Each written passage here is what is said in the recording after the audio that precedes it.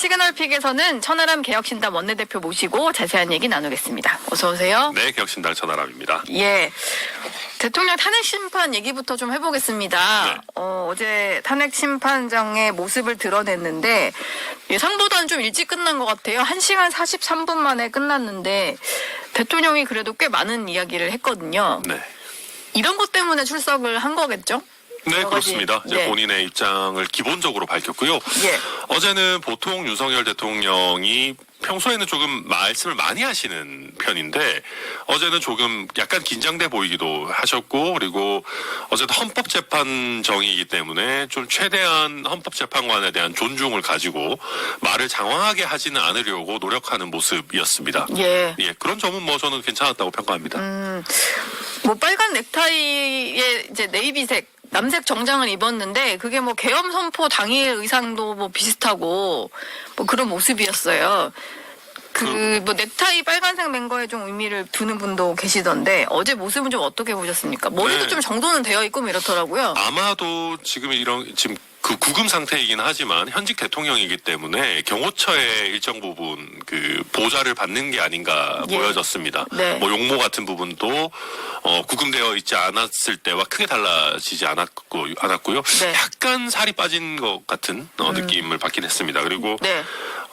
말씀하신 것처럼 빨간 넥타이에 굉장히 정돈된 모습으로 나타났다라고 하는 것은 어쨌든 국민의힘 지지층, 게다가 본인 지지층에게 내가 정치적으로 건재하다라고 하는 것을 보여주기 위한 하나의 메시지였다라고 보여지고요. 예. 그러니까 그런 메시지를 통해서 이 지금 어느 정도 결집되어 있는 윤석열 대통령 지지층과 국민의힘 지지층이 앞으로도 계속해서 본인을 지지해주기 바라는 그런 정치적인 의도가 전 녹아 있었다고 생각합니다. 그런 의도가 직접 발언 기회 얻어서 했던 얘기가 본인은 이제 자유민주주의의 신념이 확고한 사람이다라고 얘기를 했거든요. 네. 뭐 그렇기 때문에 비상계엄까지도 할 수밖에 없었다 뭐 이런 논리인데 네. 이 얘기는 좀 어떻게 들으셨어요? 그러니까 이런 게 이제 물론 정중하고 짧게 얘기를 하신 거는 제가 평가를 했지만 사실 근본적인 물음들에는 잘 답변이 되진 않았습니다. 네. 예를 들면 비상계엄을 하려고 하면 일상적인 경찰 병력으로 도저히 제압할 수 없는 소요 사태나 어떤 비상 사태가 있어야 되지 않습니까? 예. 그런데 사실 내용 자체는 자유민주주의를 위협하는 세력이 추상적으로 있다라는 범위를 넘어서지는 못했습니다. 네. 다만 본인의 의도가 나쁘지 않았다라는 것을 주로 이야기했고요. 예.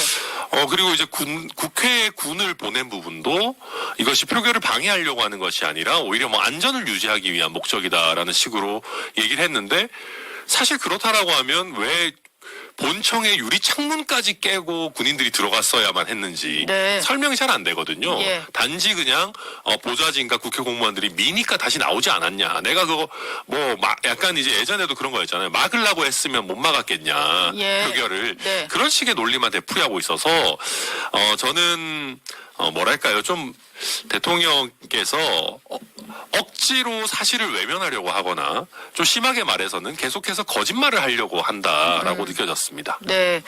거짓말을 하려고 하는 것 같다. 네. 근데 국회의원 끌어내라고 지시한 적 없다 이런 얘기도 했거든요. 네. 이게 좀 대통령은 계속 비상계엄에 있어서는 약간의 이제 연성계엄 을 염두에 두었다 이런 걸 주장하고 싶은 것 같아요. 그러다 보니까 대통령 입장에서는 국회의원 끌어내라고 지시한 적도 없고 네. 그냥 뭐 바로 해제되니까 철수하지 않았냐 이런 얘기를 하는 것 같은데 네, 이런 네. 얘기들이 조금만 뭐랄까요, 거짓의 둑이 무너지기 시작하면 더 걷잡을 수 없어집니다. 예. 저는 그래서 물론 어제 대통령의 발언의 태도나 이런 것들은 저는 상당히 정제돼 있었지만 오히려 이런 식으로 본인의 역할을 최대한 축소하고 부인하는 형태를 잡으면서 증인 신문이 이루어질 때 과연 이걸 스스로가 지킬 수 있을까? 전 굉장히 제가 만약에 변호사였다면 네. 대통령이 직접 나와서 이런 얘기를 해놓는 게 훨씬 더 불리하다라고 생각했을 것 같아요. 예. 왜냐하면 현직 대통령이 현재에 나와서 한 발언이 한두 가지라도 거짓이다라고 들통이 나게 되면은 네. 이거는 헌법재판소에서 탄핵을 안 할래야 안 할 수가 없는 형태로 가게 되는 것이거든요. 네. 나중에 들통날 거짓말을 왜 하나라는 걱정이 됐고요. 왜 그러냐면 한번 생각해 보십시오. 내가 군인입니다. 내가 군인인데 국회에 들어가서 본청에 침입해서 어떤 국회의원들 내지는 그 국회 직원들과 대치하는 상황을 일반 군인이 아니면 지휘관이 내가 하고 싶어서 하겠어요? 그걸 하고 싶어서 하는 군인은 없습니다. 네. 그렇기 때문에 이건 뭔가 당연히 명령이 있었을 것이고 그 명령이라는 것은 계엄 업무에 있어서 최상단에서 나왔을 것이다라는 게 상식적이거든요. 예. 게다가 여기에 가담한 실제 실행을 했던 군인들이 그런 명령을 받았다. 국회의원 끌어내라는 명령을 받았다라고 하고 있는데 제일 신빙성 높은 진술 중에 하나가 내가 죄가 된다는 걸 알면서도 나한테 불리한 진술을 하는 거거든요. 국회의원 끌어내라는 지시 받은 거 되게 나한테 불리한 거잖아요. 예. 그런 거를 얘기하고 있는 상황에서 저는 앞으로 증인신문들이 이어지겠지만 지금 윤석열 대통령의 주장보다는 이런 실제 지시가 있었다고 주장하는 군인들의 진술의 신빙성이 훨씬 더 높게 평가될 거다 봅니다. 대통령의 얘기보다는 네. 근데 지금 뭐 헌법재판소도 그렇고 공수처 수사 과정에서도 그렇고 중요하게 보고 있는 게 이게 그 그러니까 뭐 내란의 어떤 목적이 있냐는 차원에서 그렇죠. 비상입법기구 관련 쪽지를 들여다보고 있는 것 같아요. 근데 이제 윤 대통령은 부인을 하는 상황이고, 근데 김용현 전 국방장관 측 변호인단은 쪽지를 쓴 게 김용현 전 장관이다라고 얘기를 한 상황이어서 사실 이 두 사람의 어떤 진술만 보면 대통령은 기억은 안 나는데 김용현 전 장관이 쓴 것 같다라고 했고 김 전 장관 측은 본인이 썼다라고 네. 하는 거잖아요. 이건 좀 어떻게 정리를 해야 되는 걸까요? 지금 포고문도 그렇고 이 쪽지도 그렇고 아마 초안은 김용현 장관이 썼던 것 같습니다. 예. 쓰고 다만 이 비상입법기구 쪽지로 가기 전에 포고문만 해도 제가 봤을 때는 내란의 의도가 충분히 들어가 있긴 하거든요. 예. 국회의 모든 정치 활동을 금지한다라는 것 자체가 개헌법의 범위를 이미 넘어선 것이기 때문에 네. 그러다 보니까 대통령이 포고문에 관한 진술도 조금씩 흔들려요. 뭐 첫 번째 1항 같은 경우는 김용현 전 장관이 잘못 네. 베껴 쓴 거다. 뭐 이런. 잘못 베꼈다라고 하는데 그러고 나서 본인이 몇 개 수정했다. 뭐 예를 들면 뭐 그 통금 같은 거 이런 빼라고 부분이라든지 했다. 네. 예. 대신에 이제 뭐 예를 들면 그런 것들을 어쨌든 본인이 수정했다라고 얘기를 하는 거면 이게 예를 100페이지짜리 문서가 아니잖아요. 한 장짜리 문서에서 본인이 이 내용을 수정했다라고 하는 거는 대강의 내용은 최소한 훑어봤다라는 것이거든요. 예. 그러니까 그 수정했다라는 얘기를 한순간 이 모든 책임을 김용현에게 돌릴 수는 없어요. 네. 왜냐하면 최종적으로 판단을 내린 건 대통령이니까. 최종으로 확인을 했으니까. 네, 그리고 비상입법 쪽지 같은 경우도 비상입법기구 이거 초안은 김용현이 썼을지 몰라도 지금 최상목 권한대행 얘기는 대통령을 만난 자리에서 대통령이든 그 옆에 있던 비서관이든 전달해줘서 받았다라는 것이거든요. 네. 그러면 이런 중요한 순간에 중요한 쪽지를 건네면서 대통령이 그 내용도 한 번도 보지 않고 바로 최상목 권한대행에 건넸다? 그거는 어색한 지점인 거죠. 그래서 저는 초안을 누가 썼든 윤석열 대통령이 이 내용을 인지하고 지금 최상목 권한대행에 건넨 것이라면은 결국 거기에 동조하는 의사는 충분히 있었다라고 볼 수밖에 없습니다. 그렇게 좀 해석을 해주셨고. 네, 그리고 이거 예. 제가 한 말 얘기하면요. 네. 이런 식으로 자꾸 김용현한테 떠넘기는 식의 진술 길게 보면 다 안 좋아요. 예. 이게 김용현도 어느 순간에는 나도 살아야지 그럴 겁니다. 그리고 윤 대통령 치사하게 우리 충암고 선후배사인데 이제 와가지고 모든 잘못을 다 나한테 떠넘기고 마치 김용현이 내란 수괴이고 자기는 그냥 거기에 그냥 한 패 정도였던 걸로 빠져나가려고 하나? 이렇게 하면 인간적 배신감을 느낄 수 있어요. 그럼 김용현의 진술이 오히려 윤 대통령에게 더 불리하게 나올 수 있거든요. 앞으로 지금 뭐 두 분 다 이제 구속된 그렇죠. 상태입니다만. 계속 이제 증인신문도 있고 재판도 이어지고 할 건데 저는 이런 식으로 떠넘기기 하다가는 오히려 김용현한테 크게 되치기 당할 수 있다. 전 좋은 전략이 아니라고 생각합니다. 예. 네. 지금 공수처의 어떤 수사 능력에 대해서는 대통령이 뭐 구속까지 됐습니다만 여러 가지 좀 의문이 있는 것 같아요. 왜냐하면 그 이후에 한 번도 조사를 하지 못했고 뭐 강제 구인에 나선 상황인데 어제는 대통령이 어떤 행선지조차 파악을 못한 채로 좀 허탕을 쳤잖아요. 네. 이건 좀 어떻게 보셨어요? 그러니까 제가 공수처를 보면서 늘 생각하는 게 고기도 먹어본 사람이 먹는다고. 네. 이 수사 경험이라고 하는 거, 수사 노하우라고 하는 것이 사실 굉장히 귀중한 기관의 자원입니다. 네. 그런데 공수처는 그런 부분이 충분히 쌓이지 않은 상황에서 지금까지 계속 헛발질 해왔고, 예. 물론 물론 이번에 두 번째 체포 시도 끝에 체포는 구속은 했습니다만은 계속해서 이렇게 노련하지 못한 모습들을 보여주고 있는 거죠. 네. 특히 병원을 가는데 그 행선지를 몰랐다. 자칫 잘못하면 이거 탈옥 아니냐라고 보여질 수 있는 상황이거든요. 예. 그러니까 그런 면에서 지금 여러 면에서 관리 능력이 굉장히 부실해 보이고요. 네. 그리고 저는 어차피 대통령 강제 구인해서 조사실로 끌고 와봐야 얘기 안 할 거 아닙니까? 그래서 실제로 공수처도 제가 봤을 때 아주 세게 구인하고 이러려고 하는 것 같아 보이진 않아요. 또 현직 대통령이 그러니까. 네. 그런 거라면 대통령 주변인들에 대한 또 김용현 등에 대한 조사가 충분히 되어 있으니까 예. 너무 무리해서 강제 구인을 하고 이런 거는 약간의 저는 보여주기가 아닌가 생각됩니다. 어떻게든 우리는 조사를 하려고 하는 기관이다. 이걸 좀 보여주려고. 네. 내일은 또 대통령이 두 번째로 헌재 심판에 출석을 할 것 같고요. 그리고 김용현 전 장관이 대통령 탄핵 심판의 증인으로 출석을 하는 날입니다. 지금 김 전 장관으로부터 비롯됐다라고 대통령 측이 주장한 게 꽤 많다 보니까 그 부분에 대해서 내일 김 전 장관이 어떻게 직접 말할지가 좀 관심이고, 또 이게 오래 끌었는데 이재명 민주당 대표의 그 공직선거법 위반 혐의 사건 항소심 재판이 좀 시작되는 날이거든요. 633으로 치자면은 이게 다음 달에 선고가 나와야 되는 건데 그렇죠. 이제야 좀 처음 시작이 되는 겁니다. 네. 이 대표 재판도 너무 이제 더 끌어서는 안 될 것 같은데 당연하죠. 어떤 생각이세요? 예. 이게 참 내일 동시에 이렇게 재판이 진행되는 것. 역시 윤석열 대통령과 이재명 대표는 영혼의 단짝입니다. 영혼의 단짝. 네, 적대적 공생관계의 양축을 이루고 있고요. 아마 많은 국민들께서 생각하시는 거는 이 적대적 공생관계에 한쪽이 붕괴된다면 나머지도 당연히 형평성 있게 같이 붕괴되어야 된다라는 생각이실 겁니다. 예. 그렇기 때문에 지금 이재명 대표의 붕괴가 늦어지는 상황에서 윤석열 대통령 지지층은 오히려 결집하고 있는 상황으로 저는 여겨지고요. 예. 그러나 저는 이재명 대표 오래 못 갈 거라고 생각합니다.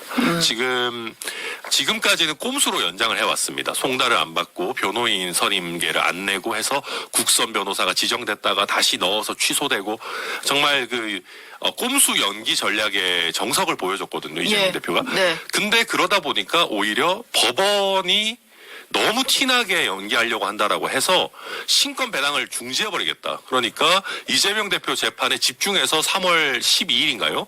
그 전에 끝내겠다라는 선언을 사실상 한 것이거든요. 예. 그래서 저는 아까 이제 윤석열 대통령 너무 이런저런 하다가 다시 되치기 당할 수 있다라고 얘기했는데 저는 이것도 이재명 대표도 자기 지연 전략 쓰려다가 자기 꾀에 자기가 당한 모습이다. 그래서 저는 이렇게 법원의 의지가 강력하다면은 3월 정도에는 선고가 나오지 않을까 예상이 되고요. 네. 그리고 어차피 그럴 거면 전 이재명 대표랑 민주당 잘 이해가 안 되는 게요. 예.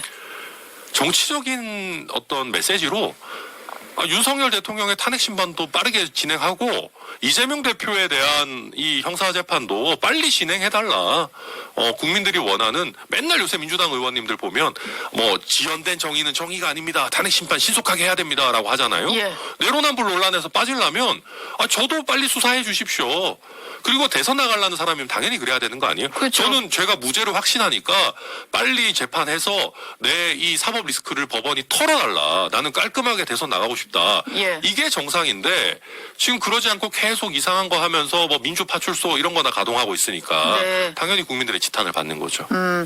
그게 점점 이제 국민들 눈에도 보이는 것 같은데, 지금 이 대표와 관련해서는 재판이 진행 중입니다만 이제 선고가 나온 지가 꽤 되다 보니까 이제 국민들이 조금 많이 잊혀진 감은 있는데 위증교사 사건과 네. 관련해서 이것도 이제 항소심 재판부가 재판을 좀 진행을 하고 있으니까 항소 이유서를 제출을 한 게 있는데 보니까 여기에 새로운 내용이 좀 등장을 해요. 이제 교사를 받았다고 하는 위증범의 김모 씨 같은 경우에 김모 씨가 이제 위증한 이후에 이재명 대표 대선 캠프에 어떤 특정 인사를 추천하는 과정이 있었고 실제로 좀 활동을 했다 이런 게 좀 담겨 있더라고요. 이거는 1심 때는 없었던 새로운 증거다 보니까 이게 어떤 영향을 줄지가 좀 궁금한데 왜냐하면 1심에서는 좀 이상하게 위증범은 유죄고 위증 교사를 한 이재명 대표 무죄가 나왔단 말이에요.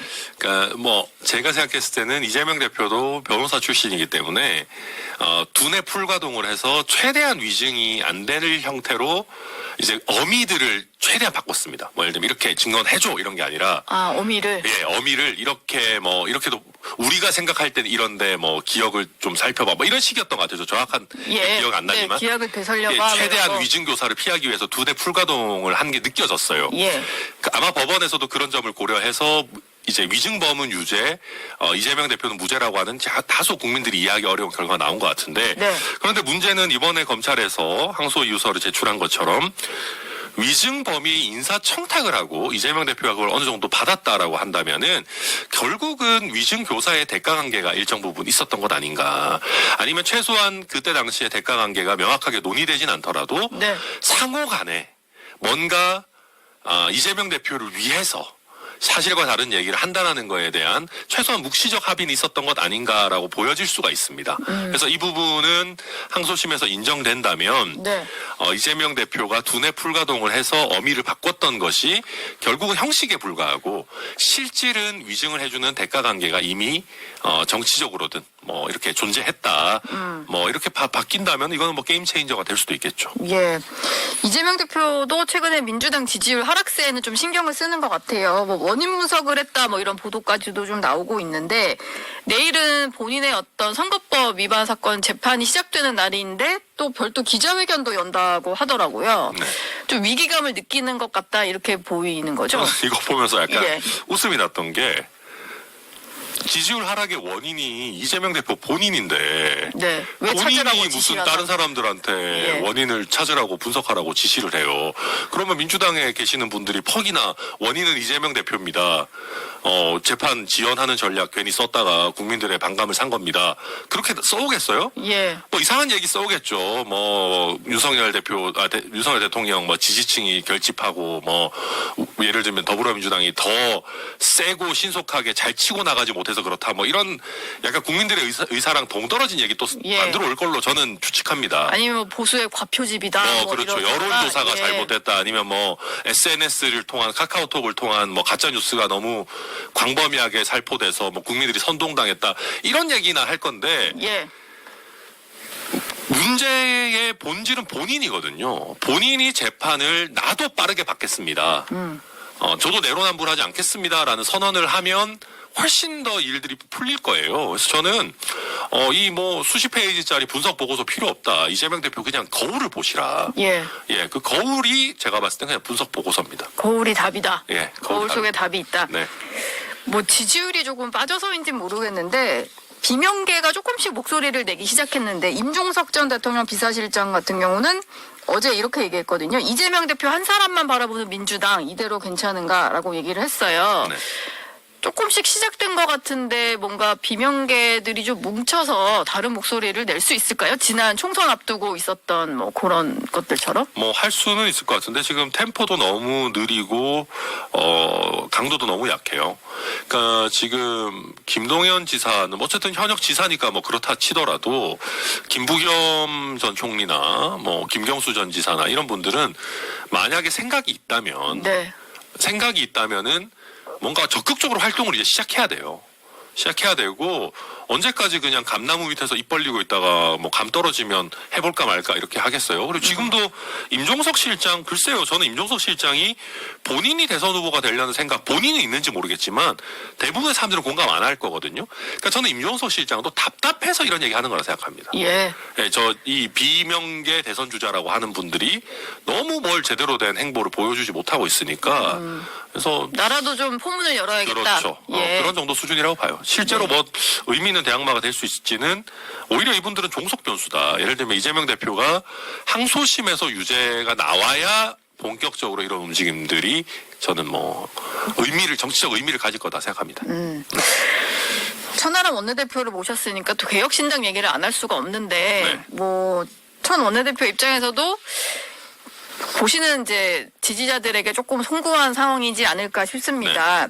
어제 긴급 최고위원회를 열고 허은하 대표의 직무정지를 의결을 하셨더라고요. 그래서 지금 직무대행 상태이신 거죠. 그렇습니다. 당대표 직무대행. 네. 근데 허 대표 측은 강하게 반발하면서 오늘 별도의 최고위원회를 연다고 하는데 네.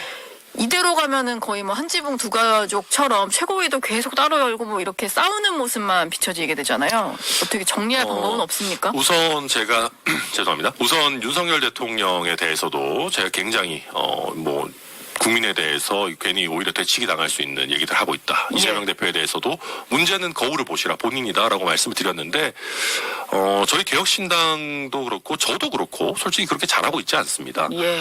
물론 지금 개혁신당의 당원들이나 많은 지지자들은 허은하 대표 쪽의 문제를 지적하고 있지만 어찌됐든 저는 이것은 허은하 대표 혼자의 문제가 아니라 허은하 대표랑 같이 지도부를 했던 저를 포함한 2기 지도부 전체의 실패다라고 생각을 합니다. 그래서 네. 저도 뭐 허은하 대표만 잘못이다 예. 이럴 생각은 없고요. 다만 저희가 내부적으로 많은 어떤 절충 내지는 봉합하기 위한 시도들을 했었는데 그냥 이것도 제 입장이겠습니다만 다른 것들 다 차치하고 허은하 대표께서 이주영 의원이 맡고 있는 정책위 의장을 다른 이제 본인이 영입한 기초의원으로 변경을 하려고 하는 과정이 있다 보니까 네. 저도 사실은 좀 격앙이 됐고 예. 왜냐하면 이주영 정책위 의장은 굉장히 개혁신당 안에서는 평가도 좋고 또 실제로 일도 잘하고 계셨기 때문에 네. 그런데 이제 의결권 싸움을 때문에 멀쩡한 사람 갑자기 해임시키고 다른 분 데리고 온다라고 하니까 그때부터 이게 약간 걷잡을 수 없는 상황으로 갔습니다. 그 전까지는 조금 그래도 대화가 되고 있었는데 네. 그래서 저도 굉장히 아쉽고요. 물론 그 이후에도 저도 나름의 시도는 했지만 아직 성과를 아직까지도 못 내고 있고 지금 굉장히 극한 대립으로 오게 된 거 저도 굉장히 스스로의 부족함을 많이 느낍니다. 어쨌든 이런 상황에서 많은 당원들이 저희 개혁신당에 당비를 내시는 진성당원, 저희는 으뜸당원이라고 부르는데요. 으뜸당원의 절반 이상이 이대로 가서는 안 되겠다. 예. 허은하 대표 체제는 붕괴시켜야겠다라고 해서 당원 소환을 이제는 내신 상황입니다. 그런데 정말 진성당원의 절반 이상이 이런 당원 소환에 참여한다는 거는 한국 정당사에 유례가 없는 일이거든요. 네. 그러다 보니까 저도 허은하 대표 직무 정지시키고 당원 소환하고 이런 게 유쾌하지 않습니다. 그러나 이 정도로 당원의 의사가 표출이 됐고 허은하 대표께서도 제가 봤을 때는 당원 당규를 위반해 가면서 본인 편을 구축하려고 당직자 임면을 무리하게 또 당원 당규 위반되게 하신 것들이 막 쌓이다 보니까 네.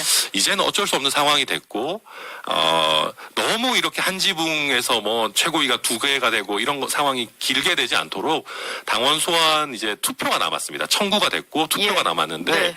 투표 절차 자체도 최대한 신속하게 진행해서 설 전에는 이런 상황을 좀 끝낼 수 있도록 해야 되지 않을까 생각하고 뭐 있습니다. 기사가 나오기로는 24일부터 투표를 시작한다 뭐 이런 얘기가 있던데 절차 이때부터 진행을 하시는 건가요? 네, 물론 아직 최고위원회 의결 오늘 이제 방송 끝나고 바로 가서 최고위원회 네. 의결할 건데 안에서 확정된 것은 아니지만 지금 계획상으로는 24일 금요일 정도죠.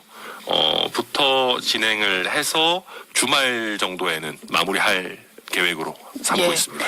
마지막으로 짧게 하나만 좀 여쭤볼게요. 허은하 대표 뭐 지금 직무정지 상태이긴 합니다만 허은하 대표가 계속 얘기를 하는 게 과거에 이준석 의원이 그 국민의힘에서 뭐 쫓겨나듯이 이제 직무가 정지되고 뭐 대표직이 떨어지는 이 과정을 좀 얘기를 많이 하잖아요. 네. 그래서 본인이 지금 그 당시에 이준석이다 이런 얘기를 많이 한단 말이에요. 이게 일반 국민들이 봤을 때는 좀 그 우리가 좀 기대했던 젊은 보수 정당 뭐 좀 개혁적인 정당의 모습은 또 아니다 보니까 근데 허은하 대표는 그런 프레임을 계속 짤 것 같은데 거기에 대해서는 좀 어떻게 설명을 하실 수 있을까요?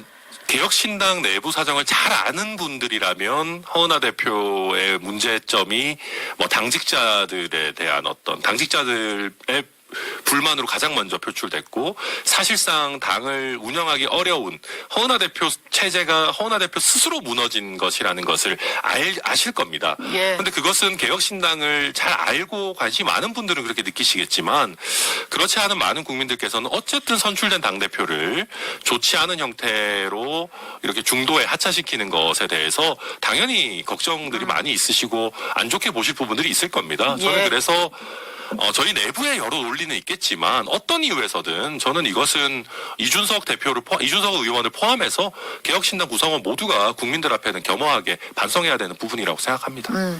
알겠습니다. 모쪼록 좀 갈등이 잘 봉합이 됐으면 좋겠네요. 천하람 개혁신당 원내대표와는 여기서 인사 나누겠습니다. 고맙습니다. 네, 감사합니다.